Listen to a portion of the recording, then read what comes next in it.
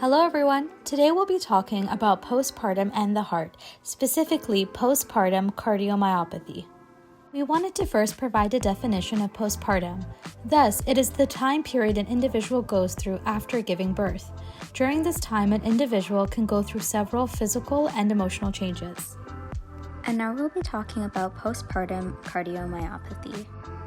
Postpartum cardiomyopathy, also known as peripartum cardiomyopathy, is defined by the National Library of Medicine as a new onset of heart failure between the last months of pregnancy to 5 months post-pregnancy with no determinable cause.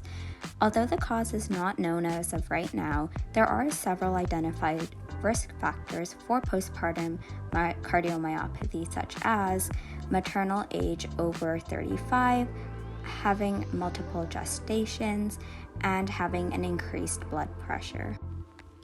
So what actually happens in postpartum cardiomyopathy is that the chambers of the heart enlarge and cardiac muscle weakens.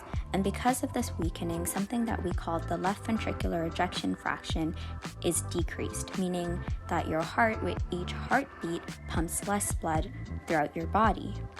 And because of this, you can experience symptoms such as fatigue due to decreased blood pressure. You can experience a shortness in breath, swelling in the lower legs, chest pain, or chest tightness. Postpartum cardiomyopathy may be difficult to detect because symptoms of heart failure can mimic those of pregnancy that some women experience, such as shortness of breath and swelling in the feet and legs. However, any new onset of symptoms that you experience during pregnancy should prompt evaluation by your physician. However, there are various examinations that your physician can conduct in order to diagnose postpartum cardiomyopathy. During a physical exam, healthcare professionals will look for signs of fluid in the lungs, so they may use an X-ray to see or a stethoscope to listen for evidence of fluid in the lungs. They can also use an echocardiogram to detect cardiomyopathy by showing that the heart function is weak. Postpartum cardiomyopathy is only one issue that can arise post-gestation, so let's talk about some other ones.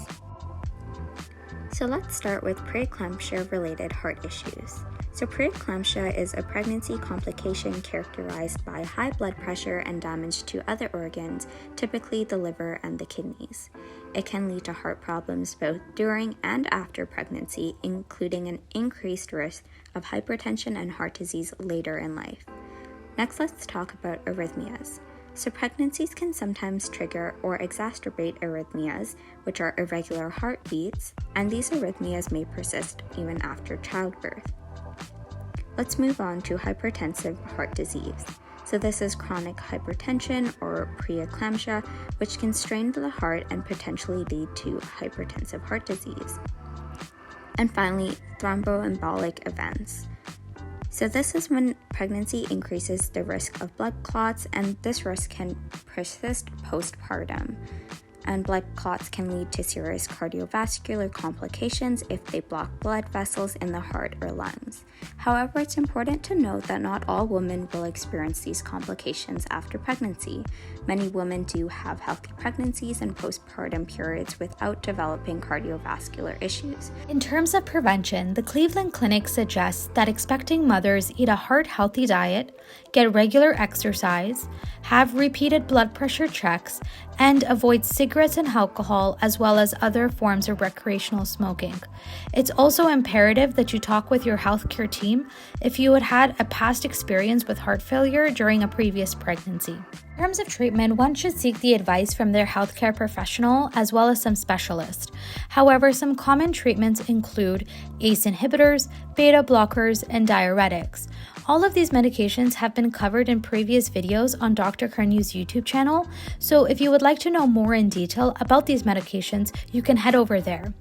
Others may also use a cardiac device like a wearable or implantable cardiac defibrillator, as well as a left ventricle assist device. In the last resort cases where all other treatment options have failed, a heart transplant may be suggested. However, this is only in very rare cases.